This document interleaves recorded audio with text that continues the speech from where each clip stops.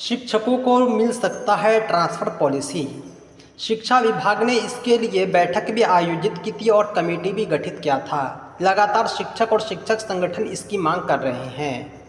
पहले मैं बतलाना चाहूँगा कि ट्रांसफ़र पॉलिसी क्या होता है। दोस्तों, अभी आप जिस विद्यालय में पोस्टेड हैं, ज़रूरी नहीं कि वो आपके घर के नज़दीक हो या आपके रूट पर हो।